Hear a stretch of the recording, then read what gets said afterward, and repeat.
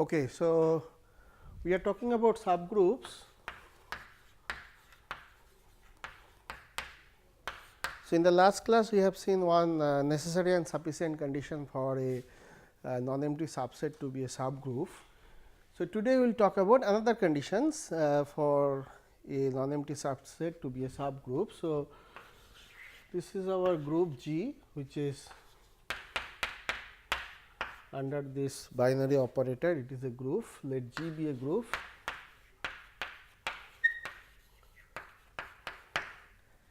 And H is a subset of G, this is H, non-empty subset,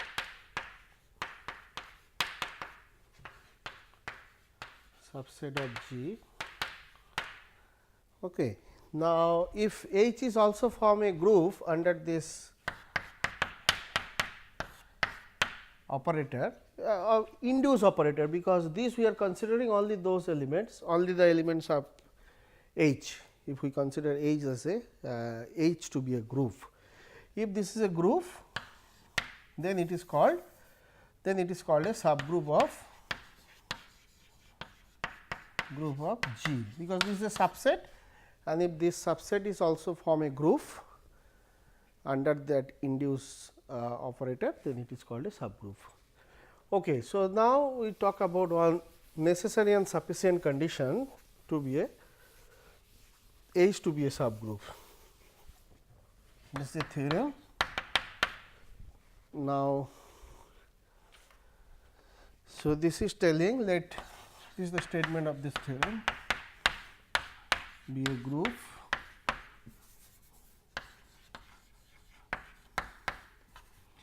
and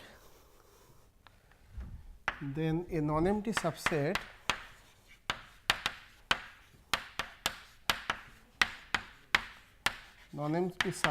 H, this is the subset of G, forms a subgroup of G if and only if, this is the necessary and sufficient condition, if and only if the condition is given two element, for any two element A B belongs to G, I belongs to H, if it is imply A star B inverse belongs to H, and if it is true for all A B, we take any two element from H, if A star B inverse, this is the inverse. So, we assume this is multiplicative sense. Anyway, B inverse. So, B composed with this will give us the identity element. So, this is necessary and sufficient condition. So, this we have to prove. Okay, so, how to prove that? There are two parts. So, first of all, necessary part, say suppose this is a group, suppose H is a subgroup, then we have to show given any two element is and A B are, say we take A B from this. Now, if H is a group, then B belongs to H implies B inverse will also belongs to H and A also belongs to H. So, this is the existence of inverse, every element should have inverse in a group. Now, A belongs to H and B inverse belongs to H. So, this implies A star B inverse belongs to H, as this is by the closure property. So, this is by the closure property. So, this part is okay. Now, the sufficient part. Now, we assume for any two A B this condition is happening, then we show that this H will be a subgroup. So, we assume this is the sufficient part. The conversely, let us just so conversely, suppose given any two element, any two AB, any two element AB belongs to H implies this is the condition we are having. Now, we need to show this H is a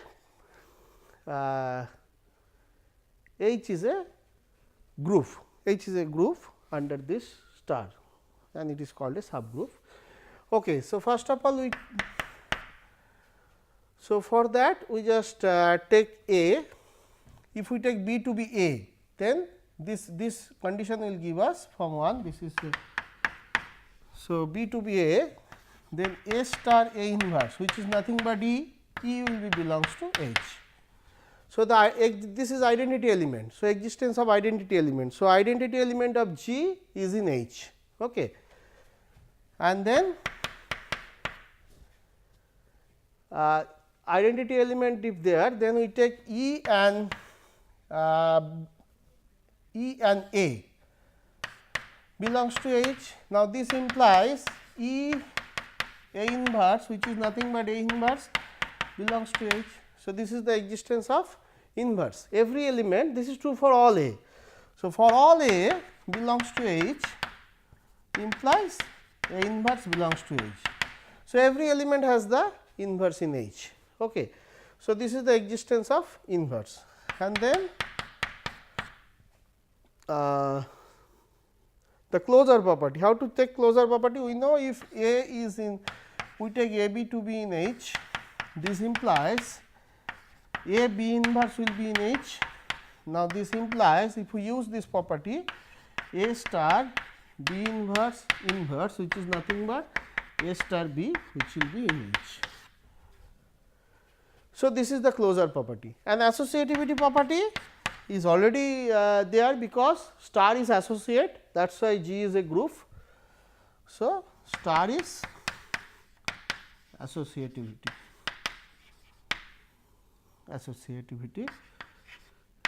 property is satisfying. So, that means this is a H is a groove, it is a subgroove.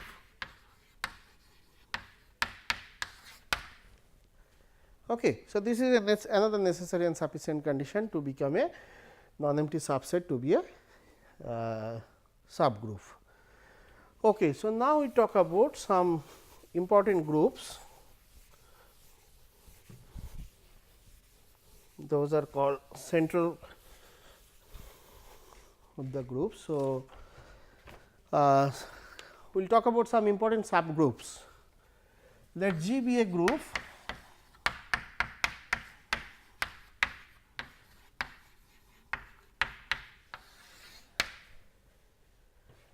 Okay. Now, we consider a set H such that all the elements belongs to G such that X star G is equal to G star X, and this is true for all such G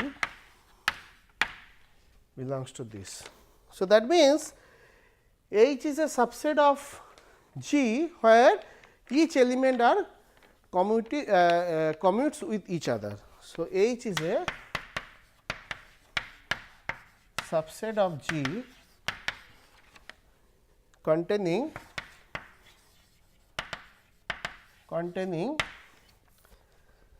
those elements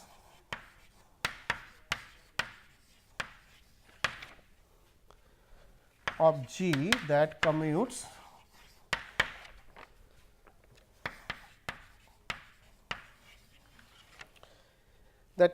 with each other, with every element of G. Okay. So, that commutes with every element of G. Then we can show then H is a subgroup of G.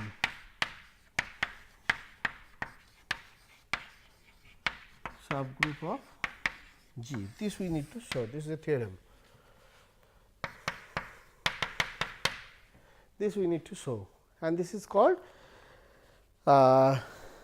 this we need to show. This is subgroup of G, and this is called central group of G, and this is denoted by ZG. This H is denoted by ZG. This central group of G, central group of G. Okay. Now, how to show this is a subgroup? First of all, we need to show H is non-empty. So, can you just tell which element must be there in H? Identity element, yes. So, identity element must be there in H, because for so this is our G. Okay. So, now ID is here, identity element. So, we are considered, so E must be in H, because for this E star x is equal to x star E. So, E commutes with every elements. So, identity elements must be there in H. So, H is non-empty. Okay. So, now we slowly build this H. So, now we have to show that H is a subgroup. So, for that we need to use that result, which is the theorem that if you take a 2 element P q, then P star q must belongs to H for all P q, and then if you take a element from H, this must imply inverse is also belongs to H. Then these two will give us H is a subgroup. This theorem we have seen in the last class. This is one of the necessary and sufficient conditions. So, we have to use this theorem. Okay. So, how to use this theorem? So, first of all, let us take P q belongs to H. Then we need to show P star q also belongs to H.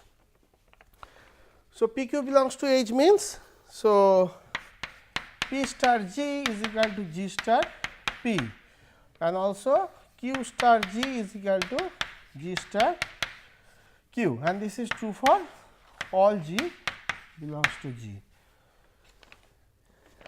Okay. So, now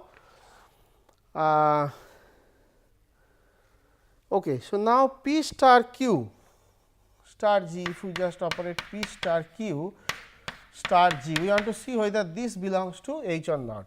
So, for that this we have to show to be G star P star Q, this we need to show. So, for that we need to work out. So, this is nothing but P star Q star G, because of associativity property of star. Now, this is nothing but what?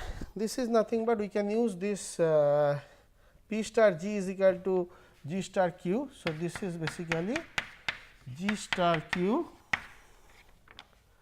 Okay. Now, again associativity property P star G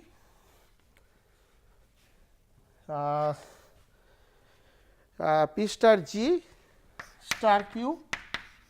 Now, this is again equal to we can write other way around G star P star Q. So, we can just take this to be here, and again we can apply associativity property. So, this implies P star Q belongs to H. So, if P q belongs to H, then P star Q belongs to H. This is one part of the theorem, and another part we have to take a P and we need to show that P inverse is also in H. So, let us take an element P. Let P belongs to H, then we have to show P inverse is also belongs to H. So, how to show this? So, P belongs to H means P star G is equal to G star P, and this is true for all G. Okay. So, now if we apply P inverse on both sides, P star G P inverse is equal to P G star P star P inverse. So, this will give us what? This will give us, we can just take G P inverse, because this is cancelling out, G star P inverse is equal to P inverse stars G. So, this implies P inverse belongs to H. So, by that theorem we can say this implies this is a subgroup of G, subgroup of G. Okay. And this subgroup is denoted by ZG. So, this H is denoted by ZG. And this is called central element, this is called center of the groove. Center of the group G, this subgroup. Okay. And any element from this center is called central element of G. Any element from this. So, any E is a central element. If you take any other element from this H, this is called central element of G. Okay. Now, this central element, this has a property, this is ZG is commutative, because that is the way we choose H, ZG. ZG is a commutative groove. In general, G may not be commutative, but this central, I mean, we form the, we take all the elements where everybody is commuted with each other.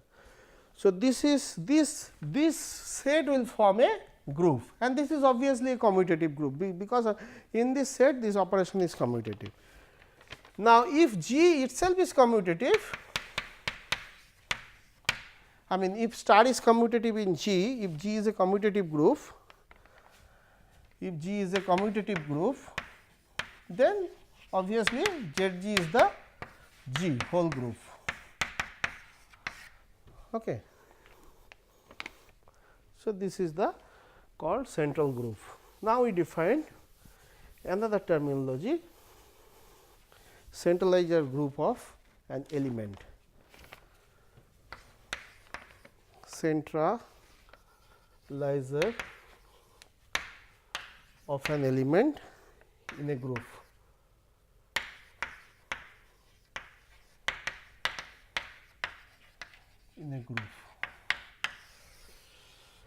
Okay. So,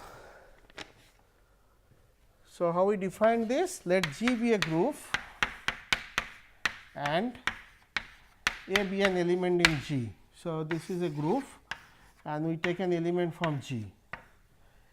Now, we define this set now on this around this A. So, that means we take all the x from this G which commutes with A.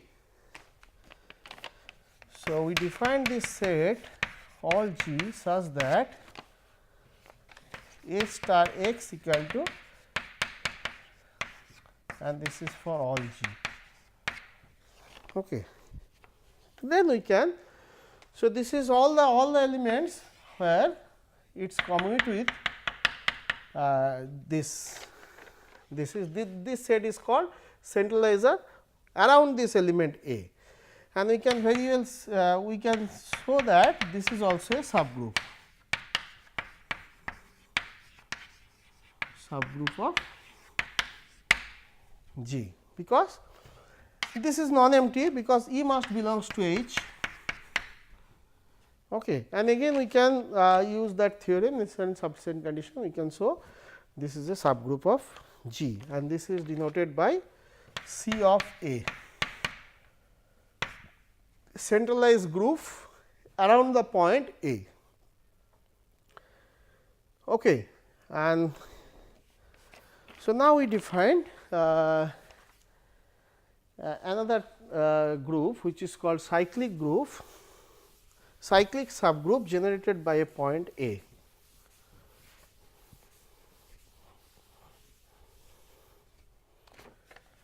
Cyclic subgroup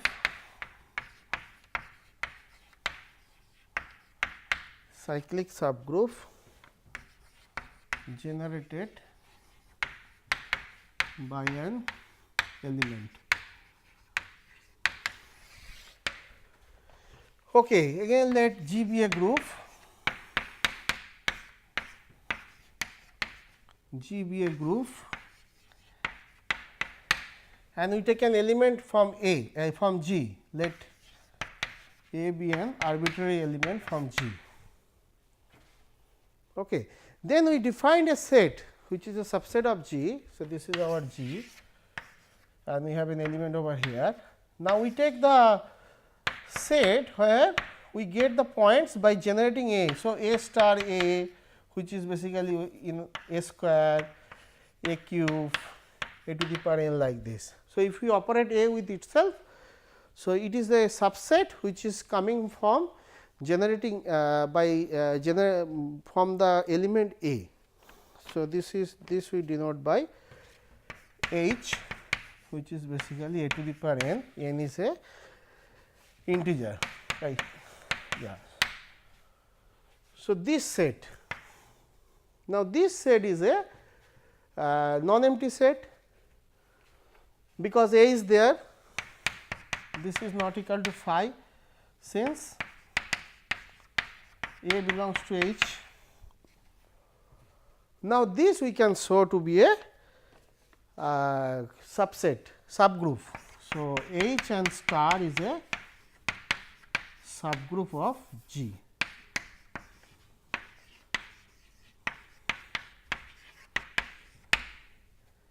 And this subgroup is called cyclic subgroup generated by the element G. So, how to prove this is a subgroup? So, this is a non-empty set. Now, to show this is a subgroup, we will use one of the necessary and sufficient condition, that theorem. So, we take two elements from this set R and S belongs to H. So, that means R will be of the form A to the power n or some or we take P q here, R S we can use as an index P q. So, P will be of the form A to the power R, Q will be of the form A to the power S, where R S are integer, any integer. Okay. Now, we operate P star Q inverse. Now, this is nothing but A to the power R star A to the power S inverse. Now, we know this result A to the power R star A to the power minus S. So, this is basically A to the power R minus S. So, this is of the form A to the power T, where so this is belongs to H, because T is an integer. So, this is belongs to H. So, for all P q, we have seen for all P q belongs to H implies P star Q inverse belongs to H. So, this implies by that theorem, this is sufficient condition, H is a subgroup of G, and this subgroup is called cyclic group generated by the cyclic subgroup generated by the element A. Okay. Now, if you take an example,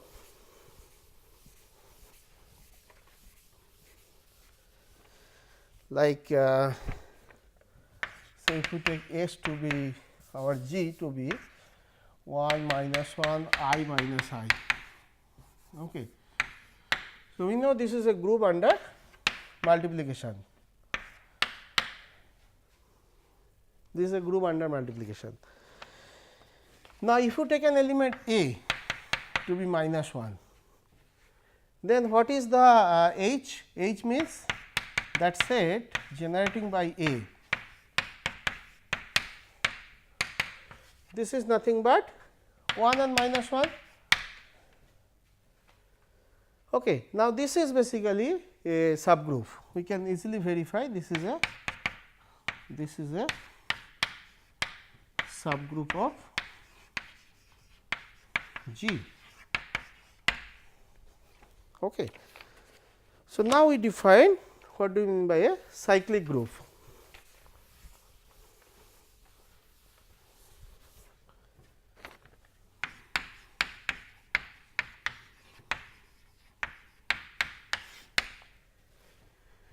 Okay, so this is the definition.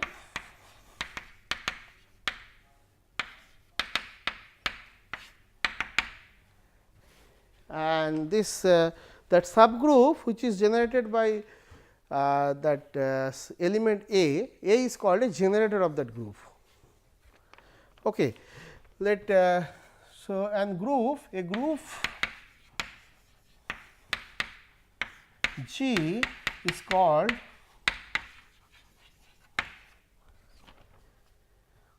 a cyclic group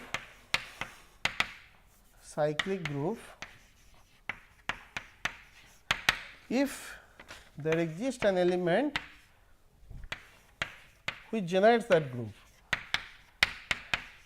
A from G such that that A generates the groups, that means G will be written as a to the power n. N is a integer. Again this operator is in multiplicative sense, that is why we are taking. If it is not if it is additive sense, then this could be a n a, but anyway this is the terminology. The star, if we are taking star to be multiplicative sense, that is why we are allowed to use a to the power n. So, this is nothing but a star a n times. This symbol is nothing but n times a. So, this a is generating the group. That means, this G is basically this is the cyclic group, this is the symbol of the cyclic group generated by the element A. And now, if we have a generator and this A is called a generator of that group, A is called, that element A is called generator, because it is generating the group.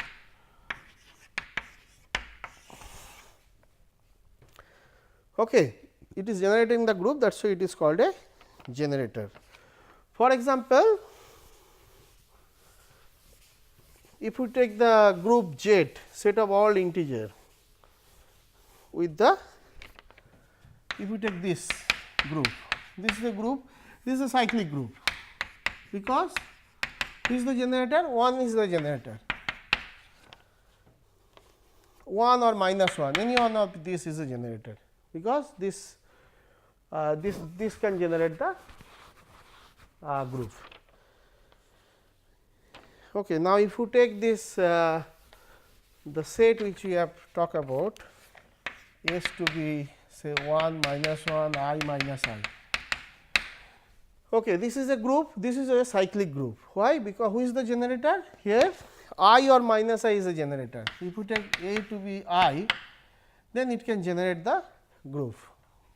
So, this is basically yes, because I, if we keep on operating, I square is basically minus 1, then I cube is basically minus I, then I to the power 4 is basically 1, like this. So, it is giving us the, it is generating the whole group. Okay. So, now quickly to result on this, first result this. So, suppose G is a cyclic group and A is a generator. So, that means A generate this, then A inverse is also a generator. Why? Because if A generate this group, so any element if we take from G, P, so P will be a to the power some n, then it can be written as a to the power minus n. So, minus n is again a integer. So, a to the power inverse some n, where m is equal to minus n. So, that means it is belongs to A minus. Okay. So, if A is a generator, then A inverse is also a generator of that group. Now, this is a cyclic, this is a commutative group. If we have if G is a cyclic group, this is a theorem, every cyclic group